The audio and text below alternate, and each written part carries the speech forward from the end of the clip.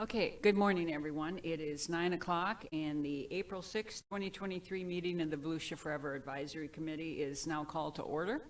I would like to ask everybody in the chambers if they would please make sure that their cell phones are on silent so that we can concentrate on the speakers.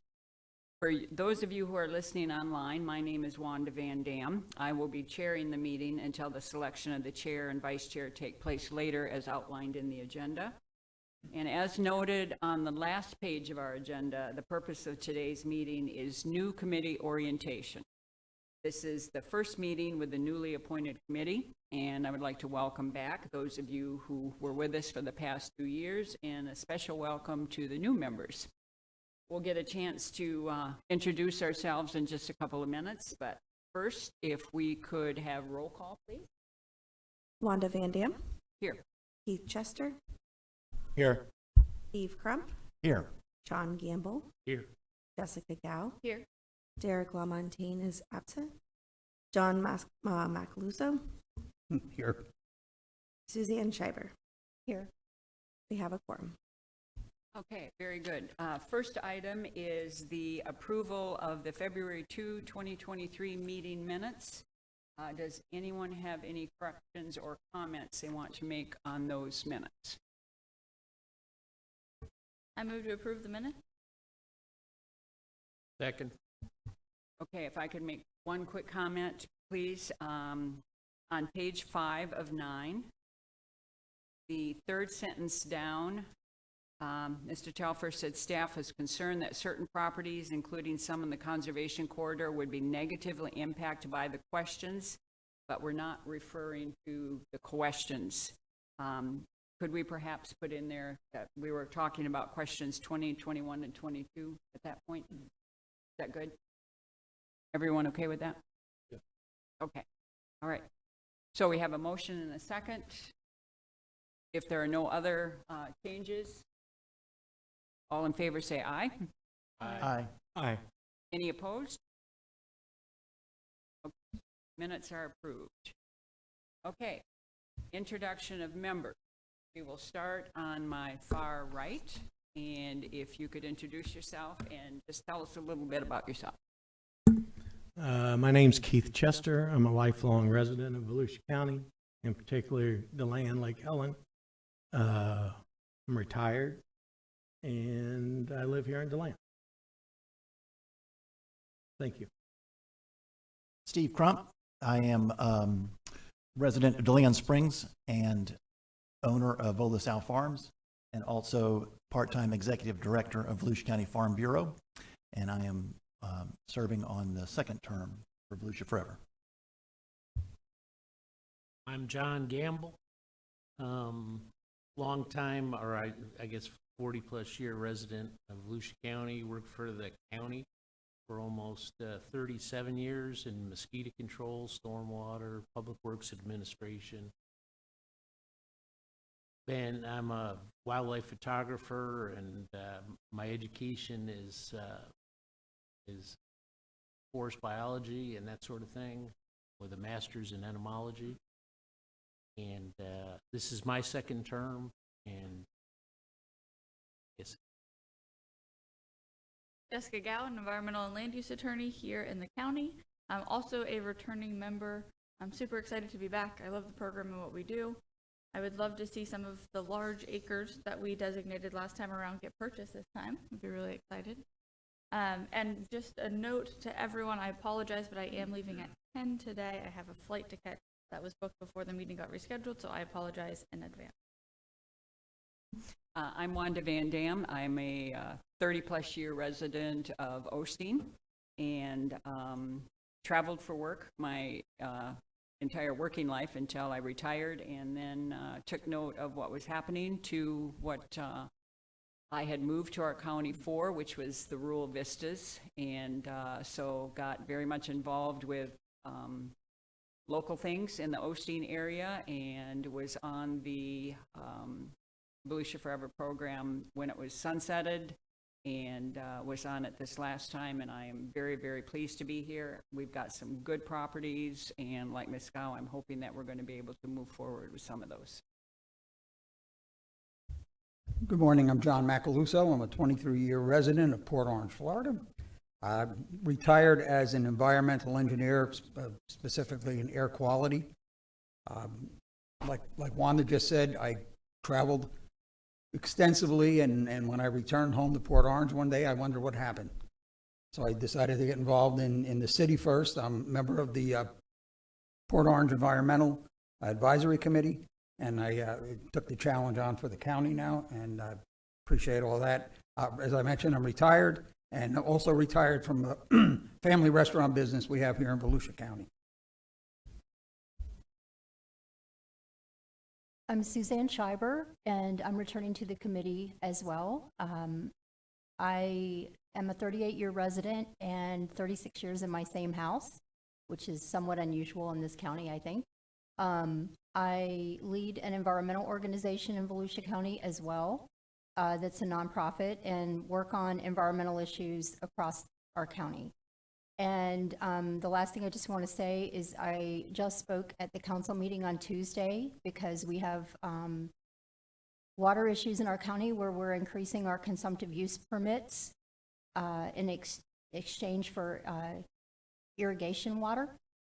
And that's become a problem. So this program is extremely important, as everyone probably knows, for saving our water and saving our environment in Volusia County, the reasons we all live here. So thank you all.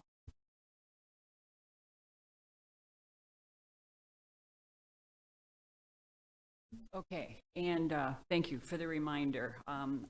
I did not have the new agenda in front of me, and we do have public comment. I don't have any slips. Is there anyone here who would like to make any comment? Okay, very good. Okay, on to introduction of staff.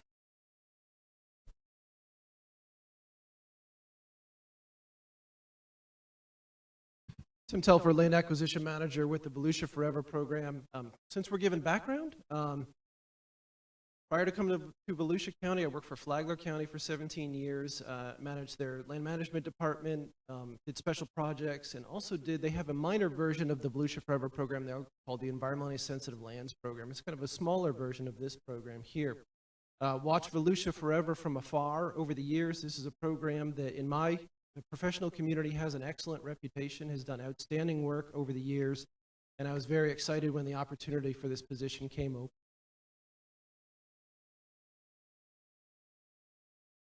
All right, hello, my name is Nick Dunham. I'm the Land Management Program Manager. I've been with the county for 16 years in the land management program. My educational background is in forest management and business management. Russ Brown, I'm the staff attorney. I won't bore you with my background. I'm Brad Burbaugh. I'm the Resource Stewardship Director, Volusia County native, and happy to be here. Welcome back to those of you that got reappointed, and looking forward to working with those of you that are new.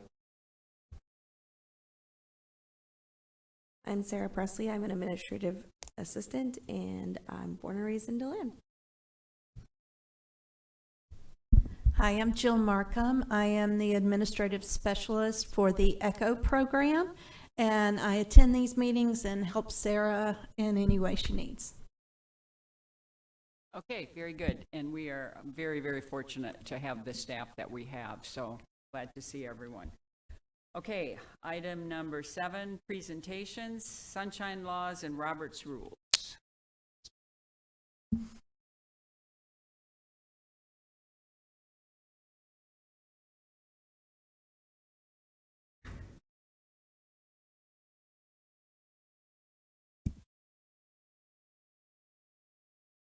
Again, good morning, Russ Brown, staff attorney for the board.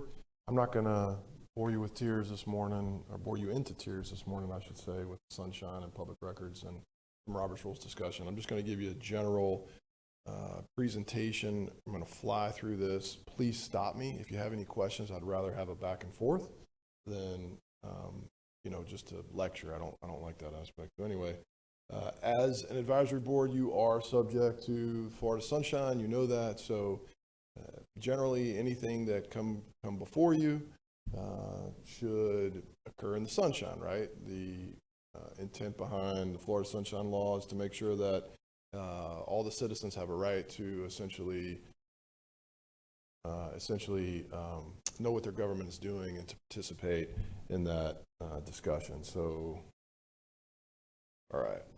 Here's what it means in the Florida Constitution in terms of, being subject to the Sunshine Law as it's codified in the Constitution.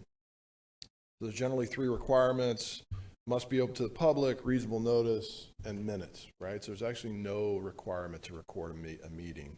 And the minutes can be very general, doesn't have to be specific, but as you mentioned this morning, there's also nothing wrong with making sure that the right details are in the minutes as they occurred. A meeting occurs when there's any gathering, whether it's formal or casual, of 2 or more members of the same board or commission to discuss some matter on which foreseeable action will be taken by the board or commission. Gathering can include meetings of a board or commission members by telephone or other electronic means. So we're in the information age nowadays. A meeting can actually occur on your phones, in a discussion, text, whatever. So just be careful of that. There has been, I don't anticipate any issues here, but there's been elected officials that have gotten in trouble with that. This is what we talked about, why we have it, to the extent of possible, to have access to the entire decision-making process for the public. We want your public to participate. What kind of discussion? We just talked about this: email, telephone, internet, text messages, as I just mentioned.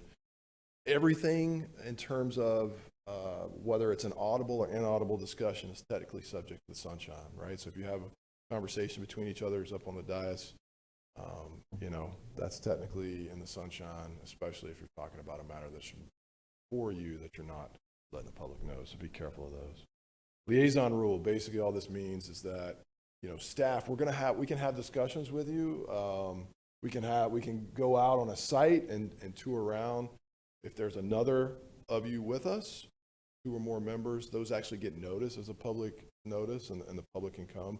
But generally, those meetings we like to have with one-on-one so that we can convey the information without violating sunshine. And we do that multiple times. You'll hear county officials, I think they were just saying Tuesday night, how they get briefed before every agenda. So it's no different. It's a one-on-one meetings that they get told what's coming up. They get the opportunity to ask questions. And staff cannot act as an intermediary. That's what the liaison rule means. So, I can't say, well, Mr. Crump said that he's going to vote this way, Mr. Chester, and so, yada, yada. You can't act as an intermediary. There are exceptions. I'm not going to get into them. Generally, it's about litigation and union stuff, and then some security issues where you don't have to have it in the sunshine. You can have it in the shade. So that's what they call that, right? Big old shade. All right, notice has to be reasonable. It's not really defined, time, place, subject matter. These are the types of things that have to be in the notice, prominently displayed. All the stuff that staff will take care of you, nothing for you to worry about. Recorded minutes, including workshops, those types of things. All right, right of public to participate. So even in these meetings, the public has a right to come and talk. Generally, we do one at the beginning and one at the end. And if you're going to take a vote on a specific matter, you need to give an opportunity for a member of the public to say something before you take that vote.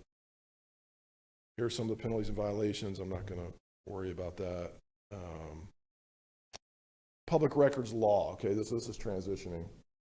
I'm not going to go through this whole, I think it's another 30 slides. I'm not going to really go through the public records. Just remember that anything that you write in relation to your job or anything here is subject to public records laws. So anything is a public record. The stuff I just talked about, anything that's written, a text, an Excel document, I don't know, whatever it could be. Facebook, I'm not on Facebook, so a direct message type thing or something, right? Anything like that is a public record, so just be aware of that. So I'm not going to go into public records unless there's any request to do so. I just don't think it's applicable for what you guys do here necessarily, other than to be aware that anything that you write down is subject to your assignment or job up here. It could be subject to public records disclosure. Now, I don't have a slide, but Robert's Rules. So Robert's Rules is not supposed to be a sword or a shield to either prevent or forceful in conducting business, right? All it's supposed to be is an efficient way for a governing body to come together in a consensus or a majority to decide how to do something. And that's all it's supposed to be. So I'm not aware of a court case that has ever rested on Robert's Rules of Procedures not being followed properly and then an action being taken. It's just meant, like I said, to be the consensus of the body and what is the will of the body. So as long as the will of the body, gets done, that's all that really matters. You'll, there are people that are what I'll say are very good at Robert's Rules, like parliamentarians that take these classes and do things, and they can, know how to do 3 or 4 different amendments to a motion or whatnot. But a lot of times when you start making additional amendments to a motion that sometimes can be, for lack of better words, convoluted because you've done it, you've tried to amend a motion several times. It may just be easier to pull the original motion, whoever the motion maker is, and whoever seconded it, to not, to allow that, so that you can just lay out the actual motion you want to put on the table, so it's clearly understood, because that's the most important thing, is that you clearly understand what the motion is and what you're voting for. So the way we do it around here, the way I like to do it is, you'll have an opportunity at times, there will be opportunities, hey, I'd like for staff to provide X, Y, or Z. Nothing wrong with that. The way I would recommend you do it, so it's clear, is somebody makes a motion. Can staff at the next meeting please provide X? I make that motion. And then somebody seconds it, and then you vote. And then the majority, so that it's clear what the direction is to staff. Because a lot of times, somebody may say something, hey, I'd like to know the 10 properties we've purchased in the last 3 years or something. And everybody's like, yeah. And you may think that's clear consensus, but there may have been a separate discussion that occurred at that time that's really not clear to staff what was asked and whether there was clear consensus. So just my counsel to you would be, in order to be clear, let's just make a motion, have somebody second it, and staff will carry out whatever you want.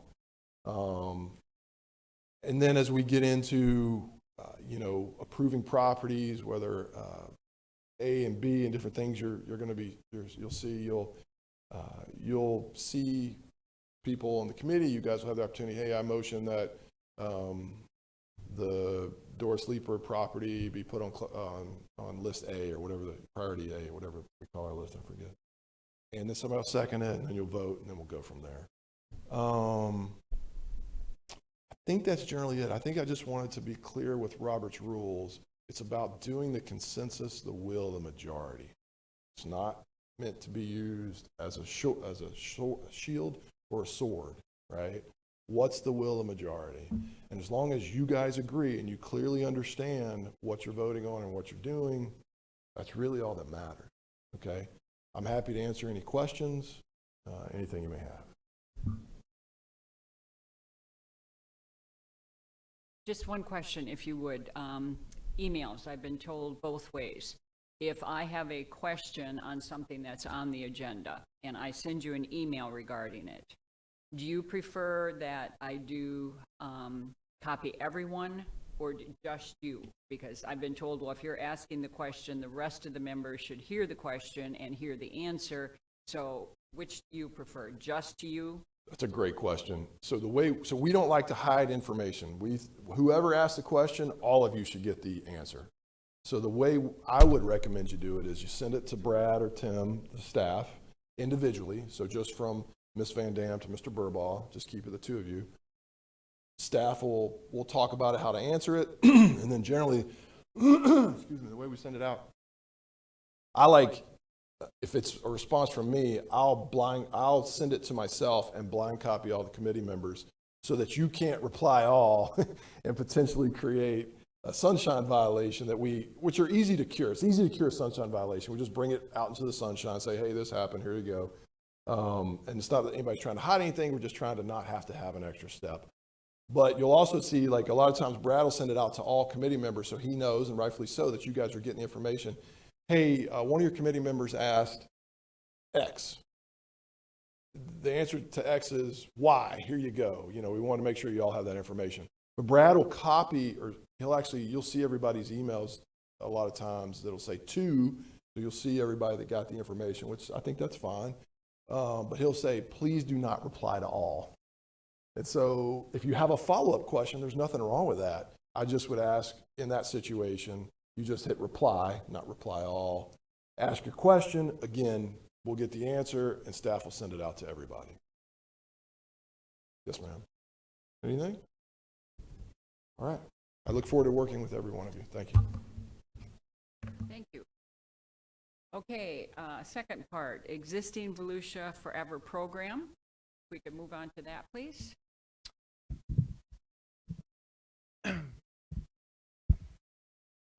All right, thank you very much. As I mentioned earlier, Tim Telfer, Land Acquisition Manager with the Volusia Forever program.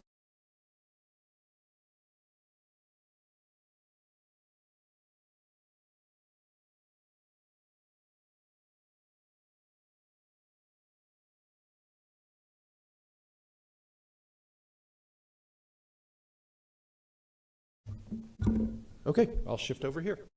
So I'm going to give you a brief overview this morning, and we're going to cover basically how the program operates, a little bit about the history, and get everybody on the same page. Everybody here has been, well, most of the members here have been through a number of cycles, and our two new members were both well prepared for the introductory meetings that we had with them. So I think a lot of people are very familiar with the program itself. I'm going to go through it. Hopefully it's not too boring. There might be a bit of information you learned today, and that's outstanding there.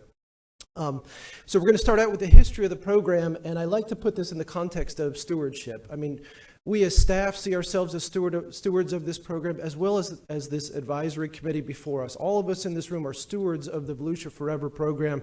It's our job to continue the outstanding work that's been done before us. And this history starts way back in 1986. Volusia County was the first public voter-approved land buying conservation program in the United States. This is where it all started, right here. There was an outstanding series of additions here. A number of state parks that you see on the slide in front of you were important additions there as a result of Volusia Forever participation.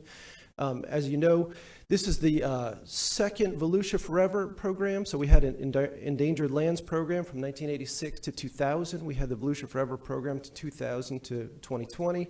And we are now administering the Volusia Forever 2020 program going forward. The stats are on the screen. This program, as I mentioned in our staff introductions, this program has had outstanding success over the years, over 55,000 acres conserved. I think the county has done very good with partner funding. We work very hard. We continue to do that now, and I'll talk a little bit about that as we go through the slides this morning. We work very hard to try to bring outside dollars into Volusia County to acquire these properties. The Volusia Forever dashboard. I'm sure everybody spends their evenings perusing the dashboard here, but it is a resource there for advisory committee members. So our goal is to have you knowledgeable liaisons of this program. When you go out into the public, when somebody hears that you are on the Volusia Forever Advisory Committee, we hope that you are knowledgeable on those subjects, and if you're not, here is one of the resources that you can utilize to gain additional knowledge about the program. We've got all three iterations on this dashboard here. We've got our A list, that's our top priority acquisition list that's on this dashboard here, and you can click on the parcels themselves, see the year that it was acquired, see the partnership, etc. So it's a great research tool, and we hope that you're all utilizing it and letting the public that's interested know that it's out there as a tool for their knowledge also. Here's our flow chart. I won't go through every step because there is quite a bit. In essence, this committee is going to have two reviews of the applications as they move through. We're going to get into that a little bit later in the program. You're going to first make a determination on whether an application is eligible for the Volusia Forever program. And then we're going to come back with additional information, and you're going to then determine which eligible applications should be sorted onto the A list or the B list here. Okay, so now we're on the Volusia Forever 2020 program. What we have that we're administering here is a program that collects 1/5 of a mil for the next 20 years. You can see the projected collection amount there. We are allowed to bond here up to $60 million. The purpose is laid out, but the big thing is in red at the bottom. This is an extremely popular program with the public here, over 75% approval. And again, it's our goal to maintain that public trust that's been established over time. As I go through the subsequent slides here, one of the key things I want the committee to all be aware of is there's really 3 resolutions that govern this program. It's 2020-80, 2021-11, and then 2021-134. So I've got 2 screenshots on the screen right now. The first one, the one on your left, is basically when you type Volusia Forever into Google and hit enter, this will be the top search item that's returned. When you enter the Volusia Forever page, this is what it looks like at the top. Scroll all the way down to the bottom, and I've highlighted where we have those resolutions listed on the website. So if you want to do any of your own research, you're more than welcome to. I'm really going to cover just the core of the program today, but there's a lot of other information in those resolutions, and I'd encourage you to take a look at them. So we start out with Resolution 2020-80. This is really the resolution that put the November referendum on the ballot. And that's really about what 80 to 90% of that resolution deals with. However, there are goals that are listed on that resolution, and that is important because they come up later on in the program. There's a reference to goals in 2021-134, and it's the committee's responsibility to make sure that these applications that we're forwarding to the county council for consideration meet the acquisition goals of the program. So here's the heart of it right here in the first resolution that was passed for this new program in front of us. Okay, so we'll move into Resolution 2021-11, and this is the Volusia Forever Advisory Board. And this one I will actually go through the bullets on here, and so I appreciate your patience, but this is important because over the next couple of slides, we're going to establish the relationship between staff and the advisory committee. We'll lay out exactly what your role is here and what staff's role is going forward. So here's the purpose. So your charge is to oversee the review of proposed acquisitions and make recommendations to the county council. Review applications to ensure requests meet the objectives, criteria, and procedures and guidelines of the program. Periodically review program procedures, guidelines, and criteria for acquiring property, which the committee members that have been on for some time know we just completed that step here, and that's going to go before the county council very soon. You're also charged with overseeing the review of proposed acquisitions and improvements for consistency with the intent and goals. There's a reference to goals right there. There's further references to goals as we move forward. Additionally, you're to assess the program priorities and recommend ranking of the properties. So that's the A and B list that we deal with. Make recommendations regarding participation in federal, state, and district grant programs. So while that is a charge of the committee, you may actually want to do the opposite, because I'm going to tell you every application that comes through, we are hunting for money. It can take time to work through these federal and state systems to acquire matching dollars. Sometimes speed is of the essence, and I think that's an important conversation for us to have on these applications here. You're also going to be charged with reviewing and assessing land acquisition, water resource protection, forest and farmlands, outdoor recreation needs of the county, and making recommendations on how Volusia Forever can address them, as well as recommend further evaluation of properties through resource assessments. Here's county staff's job. The initial orientation and continuing education. Here we are. Create the meeting agenda with the help of the committee chair, attend committee meetings in non-voting capacity, record attendance, take and distribute meeting minutes. Technical administrative assistance. We provide an eligibility evaluation report for the first stage of the process. We are the people that communicate with property owners, other acquisition partners, and regulatory agencies. There's a lot that goes into that minor bullet right there. We present the committee recommendations to the county council and inform members of county council actions, and we also negotiate acquisition contracts. So that's the staff responsibility.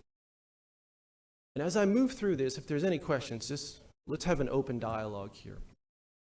Okay, so the third resolution that we have, and I'm going to step away from reading every bullet point here.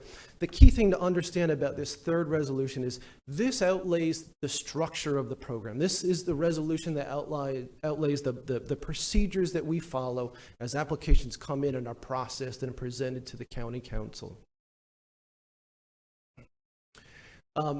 I do want to make a note there. So at the bottom, we talked about some specific criteria, and properties must meet a certain threshold for consideration. The members that have been on for a while recall that we did some modifications to this resolution here before you when we talked about those evaluation questions and the scoring thresholds. That really gets integrated into the resolution 2021-134, and that's going to be presented to the county council on May 2nd for their consideration. Again, new ranking criteria, just a brief overview. We made changes to both the primary site ranking criteria and the forest and farmlands site ranking criteria. For new members, and I know we covered this in our one-on-ones, but that forest and farmlands is essentially an agricultural easement program that exists within Volusia Forever. The primary site ranking criteria needs 10 of 21 for full fee, 7 of 21 for less than fee. Just as a reminder, less than fee means a conservation easement. The owner still retains the underlying interest in the land. And the forest and farmlands requires 9 of 19 questions to be eligible. That's also an easement process there. The owner is going to continue to own and manage that property going forward. Essentially what the program does is purchase and extinguish the development rights, as well as ensure that that easement allows continuing agricultural uses while protecting the natural resources of the property. Okay, so back on that early flowchart slide, we talked about a number of times that the committee is going to handle these applications as they move through. Here's some of the requirements that we will be following as we process these applications. So we're at an open public meeting. You're going to divide the properties into 2 groups, eligible or ineligible. So if you determine that a property is ineligible, that's it. It doesn't process any farther. If it is eligible, we're going to bring it back to you at a subsequent meeting, and then you'll make a determination on whether you sort it into the A group or the B group. The A group, this is the highest priority for acquisition. These are significantly further the goals of the program. There's a reference to the goals again. Eligible for matching funds and include any project boundaries of the Florida Forever project areas. Tim, Yeah. sorry to interrupt you. I have a question that kind of is pertinent, I think, right now. Unless you want me to wait till the end, you tell me. Please go ahead. Can you talk about, since we do have some new members, when it's appropriate to do site inspection for both, like when staff goes and sees the site, and if a committee member wants to go see a site as well? Yeah. So as we talk about site inspections, let me kind of refer back to Russ's presentation a couple of minutes ago. We would love to have the opportunity to bring everybody out to visit the property. However, that's really problematic for 2 reasons. Number one, we then have to notice the meeting, and the public's allowed to attend. Then number 2, we actually have to get that landowner permission to have the public on their property, which creates liability concerns in every landowner that I've talked with. So that could be challenging for us to get all of you out there onto a piece of property. However, if there is a piece of property that a committee member is interested in seeing, you can contact staff, and we will make arrangements to bring you out individually. If it's important for you to put your eyes on it, we will make sure that that happens. Staff does do their own site inspections, potentially twice in the process, but at least once. I say potential as in when we go through that eligibility process, we normally don't visit the properties at that time. And if you look through those resolutions that I've referenced, it actually calls out an in-office review using GIS and other available maps and materials for that review. However, if a property, there are a number of questions there you really can't answer, or you can't answer fully without a site inspection. Now, if a property is close to that eligibility threshold but not there, and these unknown questions remain open, staff will go out and visit that property to try to make sure that application receives a fair assessment as possible. And after the committee determines that a property is eligible, staff will conduct a site inspection at that time. Staff will conduct a site visit at that time. So we'll go out there. We have a biologist too that will go out there with us. We'll meet with the property owner. We'll tour the property. We'll take a look at the property for the integrity of the environmental communities, see how much invasive material is out there, and then try to confirm that the information presented in the application is actually what's on the ground that's out there. But in brief, anytime that an individual member wants to visit a piece of property, please just contact us and we'll do our best to make sure that you can get out there. I have a question to that. Did you just say that after it's determined eligible, then we'll do a site visit if we want? Staff will absolutely conduct a site visit after a property is determined eligible, but there are other opportunities for site visits. That's not the only time. My concern with that is that if this committee has determined a property eligible, and then staff does the visit and staff finds issues, or committee members find issues, now it's been determined eligible. So once that's done, it's got to go on A or B. So if we go out there and we find a material issue that contradicts with the scoring that has been conducted on the property, we're going to return to the committee and make the committee aware of that. And I'll leave it open to the county attorney to correct me on this process, but I believe that you're going to have the opportunity to reevaluate your determination of the past because of this new information that's now available. So it would be possible then to perhaps do a revote and take it off the list totally, say it's ineligible later. Yeah. If we determine once it's eligible, it's possible to revote and to take it off the eligibility. If the site inspection reveals information that contradicts the scoring that was conducted, yes. Okay, thank you. Is there a certain amount of time that we have to wait? I was thinking that, Russ, I thought you said at one point there was a certain amount of time that we had to wait to remove, or is that not the case? No, ma'am, it would just be if any new information comes to light at any point in time, I believe, unless there's some other rules I'm not aware of, which I don't think I am, that you can make a motion for reconsideration and adjust accordingly. So I'm not Okay, aware of a thank you. time frame. Final acquisition process, and I've got it in parentheses up there, but understand this is really not in any particular order. These events can occur at almost any time, well, except for the real estate closing. Obviously, that occurs last. So this slide's important just to understand a little bit of the process that staff goes through. Okay, so if we have a piece of property here, and its value is greater, its market value is greater than $100,000, we're going to have at least one appraisal on that property. If the market value is greater than $500,000, we're going to get 2 appraisals and hire a reviewer to review both appraisals to ensure that we have a good body of data to conduct negotiations with. Before we get into that negotiation process, there's also a title report that's utilized to make sure that we understand that what the county would be pursuing and whether that should affect the value or not. Potentially, we'll certainly have a phase 1 as we move towards closing, potentially a phase 2 if something is seen out there, but that really opens up a whole new series of issues that we would return back and report to the advisory committee and the county council on. Yeah, deed or easement, we do both with this program, and county council is ultimately approving staff moving forward on these contracts. Mm-hmm. If I could ask a question, please. You indicated a little bit ago that sometimes speed is of the essence in closing on some of these properties. So if we do a fee simple acquisition and the money comes 100% out of the program, that does not prohibit you from going out after the fact and securing partners, correct? Yes, yeah, there are a number of programs out there that allow for reimbursements. Not all of them, but some of them do. So, and we will still try to get more money back in, even after closing, yes. Okay, thank you.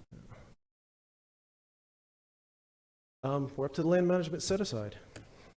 I'm going to get Nick on the correct page here.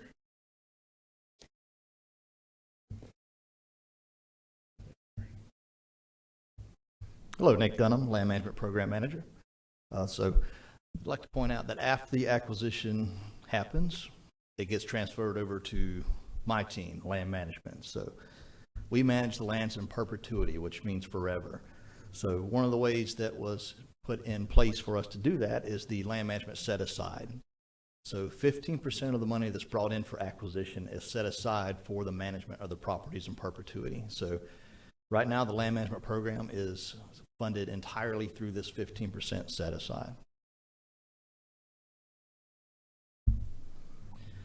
So before you today is a list of all the properties that are currently under our land management program. So we're up to around 41,000 acres You can see the properties range in size from around 135 acres to over 12,000 acres. Most of them are very large properties, and they all offer something different for the user to go out there and see. So how do you manage land? So that's a question I get all the time. So land management is primarily habitat, restoration, and maintenance. So one of the biggest tools we use and the most effective tool we have is prescribed fire.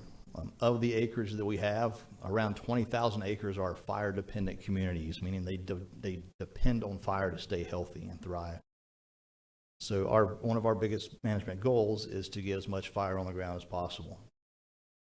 Another technique that we use is sustainable forestry. So forest management techniques such as timber thinning, harvesting, reforestation, so replanting of trees, and exotic species control is also a big thing we do. And we also have some smaller wildlife management, like Jay-Watch programs, Rugel's Pawpaw Roundup that we utilize some volunteer groups for. So we do have certain federal endangered or threatened species that we do have management for. Scrub jays is our most common one that we have on the properties. So the other side of land management is the recreational side. So this is the public access portion. So once all these properties are purchased, the public has access to go out there and use them. The recreational uses that are allowed on the properties are what we call passive recreational uses. So hiking, biking, horseback riding, hunting, and fishing, all typical uses on the conservation lands we have. And we have over 75 miles of wilderness trails in the land management system right now. And that consists of long backcountry trails to short day hikes to paddling trails. So we have a little bit of difference for everyone there. We have 7 primitive campsites as well for tent camping. 4 of those campsites are waterfront, whether it be on Lake George or the St. Johns River. We have interpretive trail signage out there for the users, and we do have ongoing plans to be improving the trail systems out there with more interpretive information. If you are familiar with the Explore Volusia program, they do offer guided tours. The Eco Buggy tour is very popular, and you can go on any of their programs they're offering out there. Land management staff does participate on those tours as needed. We also offer Boy Scout projects and other volunteer group projects that we've done before. So the Boy Scouts particularly have been a big help with providing picnic tables and benches, things like that. So at this time, I'd also like to put out the invitation if any committee member would like to go tour one of the properties we already manage, I would be happy to take you. I think that's it. That concludes staff's presentation. Any questions? If I could ask just one, please. We were talking about the nomination process.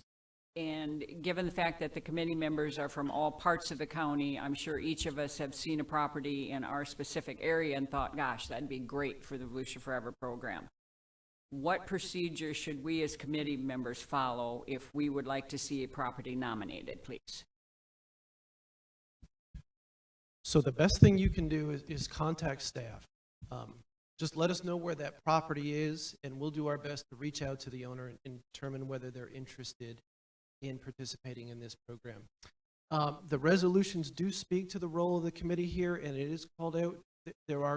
There is basically a firewall that's built into the program here between committee members and those landowners there. So you do have to be very careful if you speak to a landowner. You're not representing the program or the county council in any official capacity other than I'm on the Volusia Forever Advisory Committee. You have to be very careful if there's any discussion about the price of the property or anything that moves into a negotiation area. That's not the role of the committee. That's not what you've been tasked with.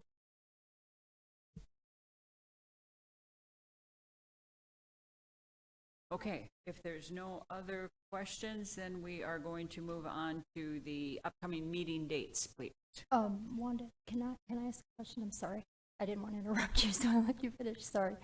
I have a question concerning the wildlife corridor in our county, specifically the Volusia Wildlife Corridor.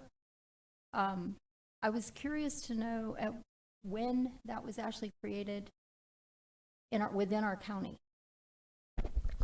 I got it. The Volusia Conservation Corridor was established in 2003. So it was pretty soon after the first iteration of Volusia Forever. So it was established as a Volusia or Florida Forever project area, I believe, 2003.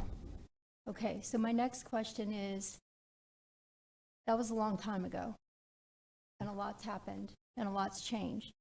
So can that be brought up by this committee for discussion in widening the area? Is that a possibility? It certainly could. One of the things that we do is we do amend the boundary. So for example, the Carter Quail Ranch piece that you spoke at the public meeting about is adjacent to the corridor. And so what we're doing is expanding the boundary of the corridor to include that property. Typically, boundary expansions happen based on willing sellers. So typically, if you want to go to Florida Forever for a boundary expansion, you have a property that is adjacent to that project area.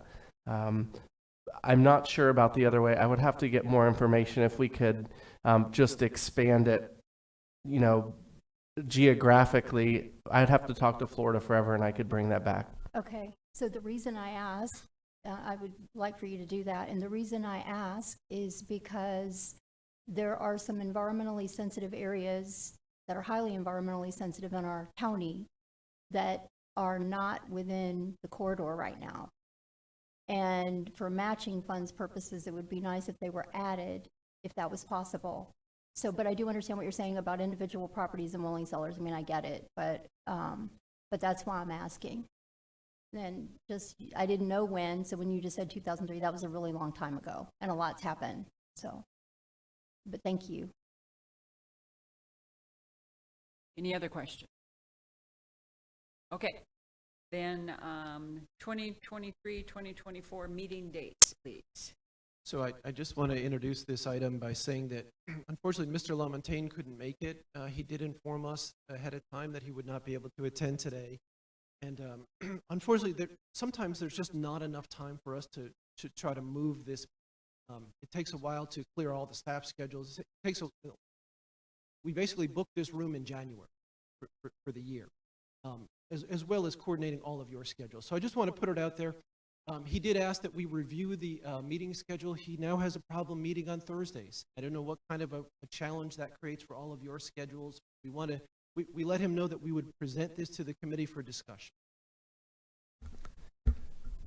So we have checked, and the chamber is open on each of the Fridays after these scheduled Thursday meetings. So, for example, if Friday, April 7th, Friday, July 7th, Friday, September 8th, and Friday, January 12th would work for the committee, it would work for the chamber and staff. Okay, so just to clarify, the question that Mr. LaMontagne brought forward was asking whether we could change the dates from Thursday to Friday for each of the meetings? Friday was open on his schedule. Thursday was the conflict, so staff is leaning towards Friday as a potential option. He didn't specifically ask for Friday. We just looked, and that was what was available. Okay, okay. So at this point, you would need a motion if we want to change the meeting dates from Thursdays to Fridays, and then vote on that motion. Okay. Sorry. Go ahead. If you're looking at Fridays, are you looking at the Friday right after each one of these dates, or all new Fridays? The Fridays right after these dates. Okay, thank you. Is it possible to move the July 6th date? I have a conflict with that. It would be July 7th on a Friday, so you still have a conflict on this Friday. Yeah, I'm gone for 3 weeks in that. I was thinking maybe like June 22nd, 23rd, or is that too early for that meeting? We could certainly, Sarah, can you check chamber calendar? She's on it. Okay, do we first, before we address that, do we want to discuss changing from Thursdays to Fridays? Does anyone have any feelings about that? Does anyone want to make? Fine either way for me, so. Okay. Okay, would someone like to make a motion that we move from Thursday to Friday, and then we'll take a vote on it? I make a motion that we move from Thursdays to Fridays for the Fridays right after the dates that are presented. Okay? I'll second. Okay, we have a motion and a second to change the meeting dates to one day from what has been published. All those in favor? Aye. Aye. Anyone opposed? Aye. Okay. Motion carries. So we're changing each of these dates, putting them back by one day. And then we're looking at the July meeting to see what we can do for changing that one. I just want to request, I just tried to write all these down really quick, but can staff please send us the all new? Yes.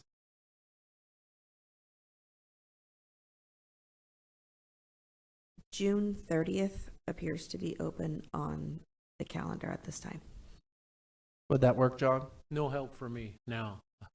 What date did you say? I'm sorry. It's the 22nd and 23rd would be open for me. And I'm just one guy, so, I mean, if I have to miss.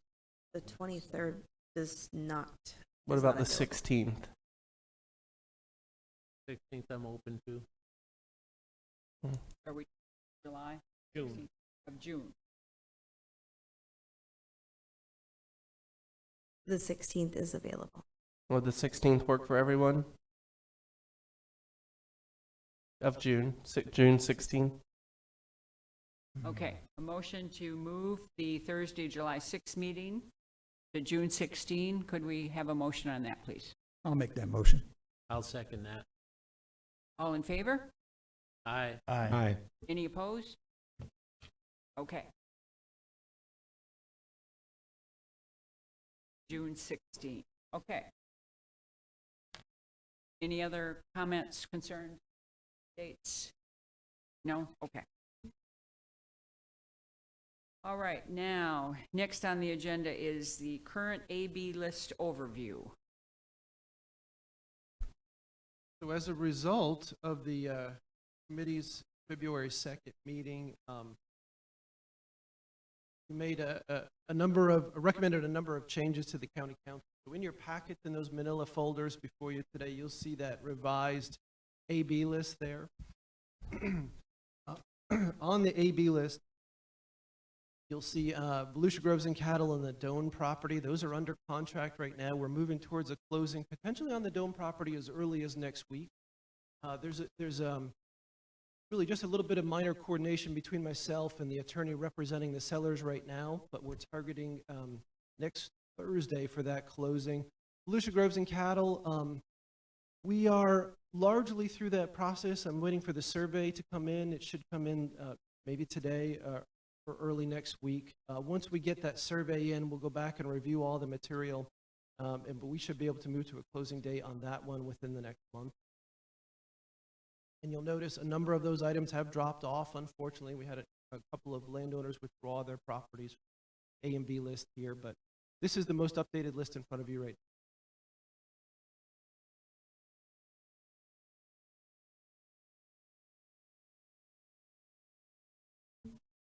Okay, any questions from anyone on the list?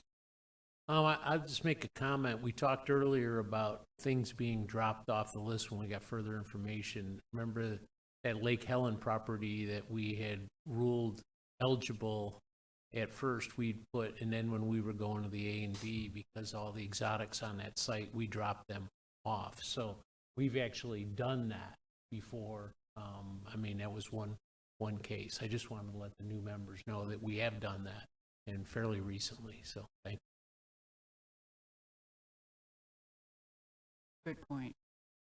Any other questions, comment on the list? No? Okay.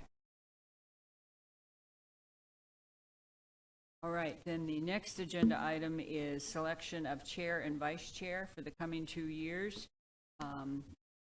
we are going to do this by opening the floor for nominations, accepting however many nominations the members want to make, getting a second on that nomination, and then voting on them in the order that the nomination was made. So if there's more than one nomination, we'll vote on the first nomination and then the second nomination. So at this point, the floor is open for nominations, first of all, for chair.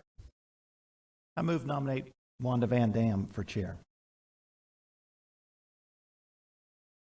Okay, there's a motion for nomination for Wanda Van Dam for chair and a second. Are there any other nominations?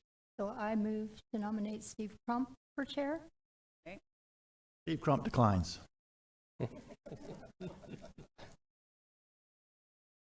Thank you, but I decline. Any other nominations?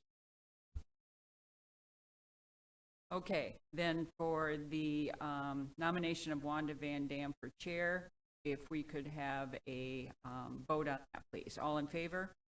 Aye. Any opposed?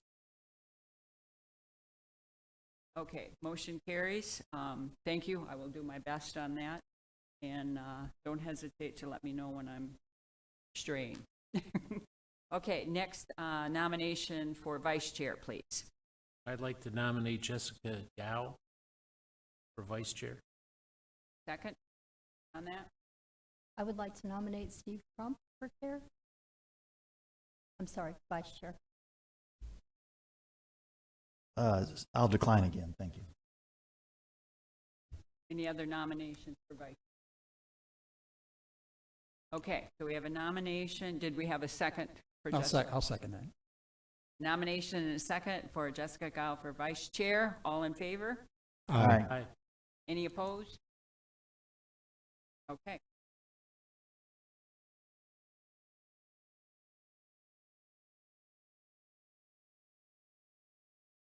All right.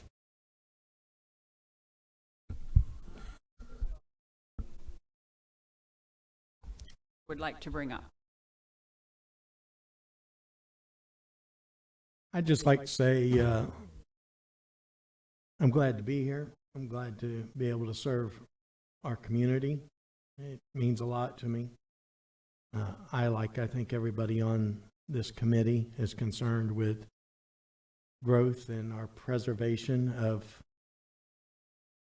what we have here. Certainly a lot of these are lands that I played in as a child, and I've seen a lot of those lands bulldozed over. So it's very heartfelt to me. I certainly want to see the bigger projects as opposed to the smaller projects, but I know that sometimes there's some of those little connectors that are important. One thing that I won't be doing, but I'm not telling anybody else how to conduct their business, is I'm going to try not to be part of any lobbying where people will contact me personally, particularly that have vested interests. I find that problematic. I want to, as much as we can, I want everything that comes before us to be before all of us at once and not as individuals. I want all of us to hear the same things. I see our position as somewhat of the jury, that we are deciding together, and I don't care too much for when things are done behind closed doors, so to speak. So in that note, I've even established a separate email for this purpose, and I'm going to be sure that any contacts are fully disclosed before I make any vote. I think that that's very important, and I would ask that staff do the same thing, that what contacts they've had with landowners and kind of a little briefing on what they've done. So everything, I'm very much about transparency. So that's going to be important to me too.